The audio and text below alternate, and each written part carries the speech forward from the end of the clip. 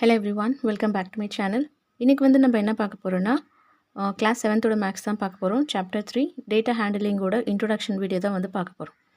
Introduction பார்த்துட்டா மட்டும்தான் நம்மளால் வந்து இந்த எக்ஸசைஸில் இருக்க கொஷின்ஸ் எல்லாமே ஈஸியாக வந்து சால்வ் பண்ண முடியும். சரி, ஃபஸ்ட்டு இந்த சாப்டரில் வந்து டேட்டான்னு இருக்குது. டேட்டா அப்படின்னா என்ன? நமக்கு கிடைக்கக்கூடிய இன்ஃபர்மேஷன்ஸ், அது எனி இன்ஃபர்மேஷன்ஸாக இருக்கலாம். அந்த இன்ஃபர்மேஷன்ஸை நம்ம வந்து நம்பர் ஃபார்மில் வந்து கன்வெர்ட் பண்ணி வைக்கும் போது அதுதான் வந்து டேட்டா அப்படின்னு நம்ம வந்து சொல்லுவோம். அதை டெம்பரேச்சர் பாருங்கள், இப்போ நமக்கு வந்துட்டு இன்றைக்கி இத்தனை டிகிரி செல்சியஸ் வந்து பார்த்திங்கன்னா குறைஞ்சிருக்கு, இல்லை இவ்வளோ டிகிரி செல்சியஸ் வந்து அதிகமாக இருக்குது. ஸோ இந்த மாதிரி டெம்பரேச்சர்ஸ், இல்லை கிரிக்கெட்டில் ஆடுற ஸ்கோர்ஸு, இல்லை வேறு எந்த கேமாக வேணால் இருக்கலாம். அதில் நமக்கு கிடைக்கக்கூடிய அந்த ஸ்கோர்ஸு, எக்ஸ்பென்சஸ், நம்ம டெய்லி லைஃப்பில் எவ்வளோ செலவு பண்ணுறோம் அந்த எக்ஸ்பென்சஸ்ஸு. அதே மாதிரி ஸ்கூலில் உங்களுக்கு டெஸ்ட்டு எழுதினாலோ இல்லை எக்ஸாம் பேஸில் வந்து மார்க்ஸ் கிடைக்கும்ல, இந்த டேட்டாஸ் எல்லாமே நம்ம வந்து ஸ்டோர் பண்ணி வைக்கிறோம் அப்படின்னா அதுதான் வந்து டேட்டா.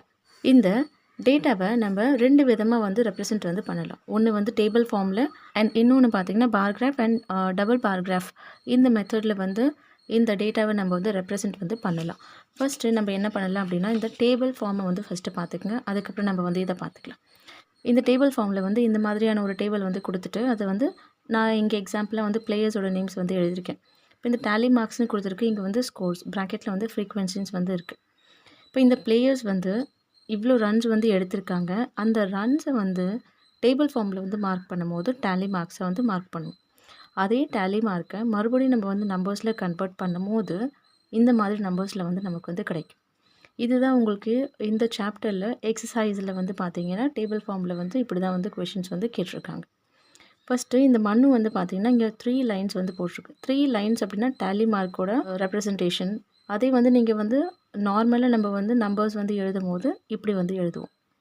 நெக்ஸ்ட்டு அர்ஜுன் எடுத்து பார்த்தீங்க 1 2 3 4 லைன்ஸ் போட்டு ஒரு லைன் வந்து இந்த மாதிரி க்ராஸ் அவுட் வந்து ஆயிருக்கு. நெக்ஸ்ட் வந்து 1 2 இந்த மாதிரி க்ராஸ் அவுட் வந்து ஆகிறதுனால இது வந்து பார்த்திங்கன்னா 5 1 2 3 4 அண்ட் 5. அது கூட 1 2, அப்போது 5 + 2 7. ஓகேங்களா? இங்கேயும் 7 தான், இங்கேயும் 7 தான், பட் இது வந்து டேலி மார்க்ஸோட ரெப்ரசன்டேஷன். நெக்ஸ்ட் இந்த விஜயோடது பாருங்கள், 1 2 3 4 ஸ்லாஷ் அப்படின்னா இது வந்து 5 + 1 6. இப்போ 6 ரன்ஸ் வந்து விஜய் வந்து ஸ்கோர் பண்ணி முடிச்சிருக்காங்க. இதை வந்து டேபிள் ஃபார்மில் வந்து கொடுத்துருக்காங்க. இதே கொஷினை நம்ம வந்து இந்த ஃபஸ்ட் பார்கிராஃப் வந்து ரெப்ரசன்ட் வந்து எப்படி பண்ணுறது அதையும் வந்துட்டு பார்த்துக்கலாம். நான் இந்த மாதிரி வந்து பார்கிராஃப் வந்து பண்ணி வச்சுருக்கேன். ஃபஸ்ட்டு மன்னு இவங்களோட ஸ்கோர் என்ன 3. அப்போ 1 unit, 2nd unit and 3rd இந்த மாதிரி பாக்ஸஸ் வந்து போட்டிருக்கு. ஓகேங்களா? நீங்கள் பார்கிராஃபில் வந்து மார்க் பண்ணும்போது ஒவ்வொரு யூனிட்டும் ஒரு ஈக்குவல் மெஷர்மெண்ட்டில் வந்து இருக்கணும். இந்த இடத்துல வந்து கம்மியாக வந்து நம்பர்ஸ் இருக்கிறதுனால நான் வந்து 1 2 3ன்னு எடுத்திருக்கேன். இன்கேஸ் இன்னும் அதிகமாக நம்பர் 20 25 30 இந்த மாதிரி கொடுத்துருக்காங்கன்னா அதுக்கு அக்கார்டிங் நீங்கள் வந்து இந்த யூனிட்டை வந்து எடுத்துக்கணும். லெட் சப்போஸ் பார்த்தீங்கன்னா 10 20 இந்த மாதிரி நீங்கள் வந்து எடுத்துக்கலாம். இப்போ ஒரு பாக்ஸ் 1 2 3 ரன்ஸ் எடுத்துருக்கிறதுனால மண்ணோடது வந்து இந்த ஸ்கொயரை வந்து கரெக்டாக ஃபார்ம் பண்ணி இந்த ரெக்டாங்கிள் மாதிரி கொண்டு வந்துடணும். அதே மாதிரி ஒரு பிளேயர் இன்னொரு பிளேயர் நடுவில் பாருங்கள் இந்த மாதிரி யூனிட் வந்து பிளாங்காக வந்து விட்டுருக்கணும். இங்கே பண்ணதுக்கப்புறம் ஒரு பாக்ஸ் வந்து காலியாக இருக்கணும், நெக்ஸ்ட் பாக்ஸ் போகணும், அதுக்கப்புறம் காலி, அதுக்கப்புறம் நெக்ஸ்ட் பாக்ஸ். இப்போ அர்ஜுனோட ஸ்கோர் வந்து எவ்வளோ இருக்குது 7. இப்போ 1 2 3 4 5 6 7. ஓகேங்களா? 7 பாக்ஸ் வந்து நான் வந்து மார்க் பண்ணி வச்சுருக்கேன். இப்போ நெக்ஸ்ட் என்னது விஜயோடது வந்து 1 2 3 4 5 6 இருக்கா? இதே மாதிரி பிளேயர்ஸ் வந்து நீங்கள் கீழே எழுதியிருக்கணும், பிளேயர்ஸோட நேம்ஸை வந்து எழுதியிருக்கணும். கொஷின்ஸில் வந்து உங்களுக்கு இந்த மாதிரி பிளேயர்ஸ்ன்னு தான் கொடுப்பாங்கன்னு கிடையாது, வேறு எந்த மாதிரியான டேட்டா வந்து ஸ்டோர் பண்ணுற மாதிரி வந்து உங்களுக்கு கொஷின்ஸ் வந்து கேட்கலாம். கீழே இன்கேஸ் டெம்பரேச்சர் கொடுத்துருக்காங்க, டெம்பரேச்சரோட யூனிட் வந்து இங்கே எழுதணும். இப்படி வந்து உங்களுக்கு பார்கிராஃப் வந்து கேட்பாங்க. இதே பார்கிராஃப் வந்து டபுள் பார்கிராஃப் வந்து இருக்குது. ஓகே, நான் இங்கே 2nd பாயிண்ட் வந்து கொடுத்துருக்கேன் பாருங்கள், டபுள் பார்கிராஃப். இதை வந்து எப்படி செய்கிறதுன்னு பார்த்துக்கலாம்.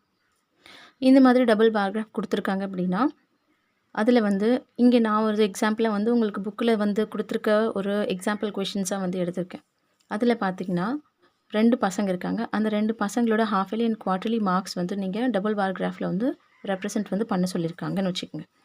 இந்த மாதிரி ஒரு காலம் வந்து போட்டிருக்கீங்க. அதே மாதிரி ஒரு யூனிட் அப்படின்னா 5 மார்க்ஸ் வந்து நீங்கள் எடுக்கணும். நான் இதுக்கு முன்னாடி அந்த பாராகிராஃபில் வந்து என்ன சொல்லியிருந்தேன், யூனிட் வந்து 1, 2, 3ன்னு எடுத்திருந்த நம்பர்ஸ் கம்மியாக இருந்ததுனால இங்கே வந்து இவங்களே வந்து கொடுத்துருவாங்க. ஒரு யூனிட்டோட மெஷர்மெண்ட் பார்த்தீங்கன்னா நீங்கள் 5 மார்க்ஸ்னு எடுக்கணும். 5, 10, 15, 20, 25, 30 இந்த மாதிரி தான் வந்து போகணும். சைடில் வந்து மார்க்ஸ்ன்னு எழுதியிருக்கேன் பாருங்கள். அதே மாதிரி quarterly and half yearly. Quarterly பார்த்தீங்கன்னா ஆரஞ்சு கலரில் இருக்குது அண்ட் ஹாஃப் இயர்லி பார்த்தீங்கன்னா ப்ளூ கலரில் வந்து ரெப்ரசென்ட் வந்து பண்ணணும். மார்க்ஸ் பார்த்தீங்கன்னா அர்ஜுன் அண்ட் மாயான்னு சொல்லிட்டு 2 ஸ்டூடெண்ட். அவங்களோட மார்க்ஸ் வந்து குவார்ட்டர்லி லெவலில் எடுத்திருக்காங்க, ஹாஃப் இயர்லி லெவலில் எடுத்திருக்காங்க. அருணோட மார்க் பார்த்தீங்கன்னா குவார்ட்டர்லியில் 15 இருக்குது அண்ட் 18 வந்து ஹாஃப் இயர்லியில். மாயாவோடது பார்த்தீங்கன்னா 25 அண்ட் ஹாஃப் இயர்லி பார்த்தீங்கன்னா 28 இருக்குது. இதை வந்து ஃபஸ்ட்டு நீங்கள் ரெப்ரசென்ட் பண்ணணுமா? ஃபஸ்ட்டு அருணோடது எடுத்துக்கணும். அருணோடது பார்த்தீங்கன்னா எவ்வளோ குவார்ட்டர்லி வந்து என்ன கொடுத்துருக்காங்க, ஆரஞ்சு கலர். இப்போ இந்த இடத்துல 15 மார்க்ஸ் ஸ்கோர் பண்ணியிருக்காங்களா, 1, 2, 3, 5, 10, 15 எக்ஸாக்டாக 15 வந்து நீங்கள் இந்த மாதிரி பாரை வந்து க்ளோஸ் பண்ணி முடிக்கணும். நெக்ஸ்ட் வந்து என்ன கொடுத்துருக்காங்கன்னா 18 மார்க் வந்து ஹாஃப் இயர்லி வந்து அருண் வந்து ஸ்கோர் பண்ணியிருக்கான். இந்த இடத்துல 20 வருது. 20யோட கீழே தான் உங்களுக்கு 18 வந்து வரணும். ஸ்கேல் எடுத்து ஸ்கேலோட யூனிட்டில் இருக்க மெஷர்மெண்ட் தான் யூஸ் பண்ணணும். இப்போ அப்படின்னா எப்படின்னு பாருங்கள். நம்ம வந்து எக்ஸாக்டாக இங்கேருந்து இங்கே வரைக்கும் 1 இது 2 அப்படின்னு தெரியும். அதுக்குள்ளே இருக்க மில்லிமீட்டர் வந்து 10 இருக்குமா? அப்போ 18 வந்து நம்ம பண்ணணும் அப்படின்னா இன்கேஸ் இதுதான் வந்து 20ன்னு வச்சுக்கப்போ 2 யூனிட் முன்னாடி இந்த இடத்துல நீங்கள் மார்க் பண்ணிட்டீங்கன்னா அதுதான் வந்து 18. ஓகேங்களா? நெக்ஸ்ட்டு மாயாவோட மார்க்ஸ் பார்த்தீங்கன்னா ஃபஸ்ட்டு இந்த குவார்ட்டர்லியில் வந்து 25 எடுத்திருக்கா. நெக்ஸ்ட் வந்து ஹாஃப் இயர்லியில் வந்து 28 வந்து எடுத்திருக்கா. இங்கே ரெப்ரசென்ட் பண்ணியிருக்கோம் பாருங்கள், 28 வந்து எடுத்திருக்கா. இந்த மாதிரி தான் வந்து டபுள் பாராகிராஃப் மெத்தட் வந்து உங்களுக்கு எக்ஸாம்ஸில் வந்து கொஷின்ஸ் வந்து கேட்பாங்க. இது வரைக்கும் கிளியர் ஆகிடுச்சுன்னு நினைக்கிறேன். அடுத்தது இதில் என்ன டாபிக் பார்க்க போகிறோம் அப்படின்னா மீன். மீன் அப்படின்னா என்ன? நெக்ஸ்ட் வந்து மீன் தான் பார்க்க போகிறோம். Sum of all the observation by total number of all the observation அப்படின்னா என்ன அப்படின்னா ஃபஸ்ட்டு இதுக்கு வந்து நம்ம வந்து ஆவரேஜ் வந்து கண்டுபிடிக்கணும். இப்போ எக்ஸாம்பிளாக ஒரு 3 ஸ்டூடெண்ட்ஸ் வந்து இருக்காங்க. ரொம்ப க்ளோஸான ஸ்டூடெண்ட்ஸ் அவங்களுக்குள்ளே என்ன ஒரு சாப்பிட்ற பொருளை இருந்தாலும் ஈக்குவலாக வந்து ஷேர் பண்ணிப்பாங்கன்னு வச்சுக்கோங்க. இப்போ வந்துட்டு 10, 20, 18 இருக்குது. இந்த மாதிரி இவ்வளோ சாக்லேட்ஸ் வந்து 3 பசங்களுக்குள்ளே வச்சுருக்காங்க. பட் இதில் பாருங்கள், ஒருத்தவங்களுக்கு அதிகமாக இருக்குது, இன்னொருத்தவங்களுக்கு கொஞ்சம் கம்மியாக இருக்குது, இன்னொருத்தவங்களுக்கு இன்னமும் கம்மியாக இருக்குது. இதை வந்து நம்ம என்ன பண்ணணும் அப்படின்னா கம்பைன் பண்ணி டிவைட் பண்ணலாம். இவங்க 3 பேருமே பார்த்தீங்கன்னா ரொம்ப க்ளோஸ் ஃப்ரெண்ட்ஸ். அப்போ இவங்களுக்குள்ளே இருக்க சாக்லேட்ஸ் அவங்க சேர்த்து வச்சு 3ஆக டிவைட் பண்ணிட்டா அப்படின்னு ஈக்குவலாக வந்து 3 பேருக்குமே சாக்லேட்ஸ் வந்து கிடச்சிரும்ல. அதுதான் இந்த இடத்துல வந்து ஆவரேஜ்னு நம்ம வந்து சொல்லணும். புரியுதுங்களா? எவ்வளோ சாக்லேட்ஸ் இருக்கோ அது எல்லாமே ஆட் பண்ணி 3 பேர் இருக்கிறதுனால 3ஆல் டிவைட் பண்ணிட்டீங்க அப்படின்னா ஒவ்வொருத்தவங்களுக்கும் ஈக்குவலான சாக்லேட்ஸ் வந்து கிடைக்கும். இப்போ இது வந்து ஃபஸ்ட்டு நீங்கள் ஆட் பண்ணணும். 10 + 20 + 18 இதுதான் வந்து sum of all the observation. அப்படின்னா கொடுத்துருக்க நம்பர்ஸ் எவ்வளோ இருந்தாலும் அது வந்து சம் வந்து பண்ணணும். சம் அப்படின்னா ப்ளஸ் வந்து பண்ணணும். அதுக்கப்புறம் டிவைட் பண்ணணும்னா எதால் டிவைட் பண்ணணும்னா total number of all the observation. Total number என்ன? 1, 2, 3 3 இருக்கா? இப்போ 3ஆல் டிவைட் வந்து பண்ணணும். இப்போ மொத்தமாக இது மேலே எல்லாமே நீங்கள் ஆட் பண்ணிங்கன்னா என்ன ஆன்சர் வரும்னா 20, 30, 40, 48 வரும் டிவைடட் பை 3. 3 பேருக்கு எவ்வளோ சாக்லேட்ஸ் வந்து ஈக்குவலாக கிடைக்கும்னு சொல்லிட்டு நமக்கு தெரியணும்ல. இதை நீங்கள் டிவைட் பண்ணிட்டீங்கன்னா தெரிஞ்சிடும். இப்போ டிவைட் பண்ணிக்கலாமா? 48 3ஆல் டிவைட் பண்ணுறீங்க. 3 1s 3 மைனஸ் பண்ணிங்கன்னா 1. நெக்ஸ்ட்டு இந்த 8 வந்து கீழே இருப்பீங்க. 3 டேபிளில் 3 6 18 வந்து வரும். மைனஸ் பண்ணிங்கன்னா 0. அப்போது ஒவ்வொரு பசங்களுக்குமே 16 சாக்லேட்ஸ் வந்து ஈக்குவலாக பிரித்தோம் அப்படின்னா 3 ஃப்ரெண்ட்ஸ்குள்ளே சண்டையே வராமல் அவங்க 3 பேருமே ஈக்குவலான ஷேர் வந்து பிரிச்சுப்பாங்க. இதுதான் வந்து மீன். இப்போ கிளியராக புரிஞ்சிருக்குன்னு நினைக்கிறேன். அப்போ எக்ஸசைஸ் வந்து நம்ம சால்வ் பண்ணும்போது நமக்கு கிளியராக இன்னும் புரிஞ்சிக்கலாம். சரிங்களா? இப்போ அடுத்த டாபிக் வந்து பார்த்துக்கலாம். இதில் வந்து நெக்ஸ்ட் டாபிக் பார்த்திங்கன்னா மீடியன் வந்து பார்க்க போகிறோம். மீடியன் அப்படின்னா சென்ட்ரல் அப்சர்வேஷன். சென்ட்ரல் அப்சர்வேஷன்னா இப்போ ஒரு நம்பர்ஸ் வந்து கொடுத்துருக்காங்கன்னு வச்சுக்கோங்க. அதோட சென்ட்ரலாக வந்து என்ன இருக்கும் அதை வந்து கண்டுபிடிக்கணும். எக்ஸாம்பிளாக நம்ம வந்து நம்பர்ஸ் எடுத்துக்கலாம். 4 எடுத்துக்கலாம், 7 எடுத்துக்கலாம், 5, 3, 2 இந்த நம்பர்ஸ் வந்து எடுத்துருக்கோம். இப்போ நமக்கு மீடியன் அப்படின்னா சென்டராக இருக்குதுன்னு சொன்னேன்னா இதில் வந்து சென்டராக எது நீங்கள் சொல்லுவீங்க? 5 தானே சென்டராக இருக்குதுன்னு சொல்லுவீங்க. பட் அது தப்பு.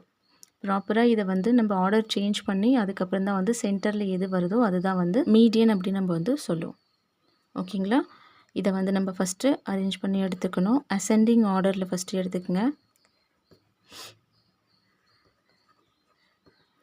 அசெண்டிங் ஆர்டர்னா சின்ன நம்பரில் இருந்து பெரிய நம்பருக்கு போகணும். சின்ன நம்பர் எல்லாத்தோட 2 இருக்கா, நெக்ஸ்ட் வந்து 3 வரும், அதுக்கப்புறம் 4 வரும், அதுக்கப்புறம் 5 and 7.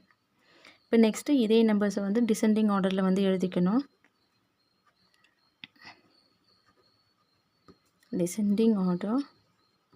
டிசெண்டிங் ஆர்டர்னா பெரிய நம்பரில் இருந்து சின்ன நம்பருக்கு வந்து போகிறது. எல்லாத்தோட பெரிய நம்பர் வந்து 7, 5, 4, 3 and 2.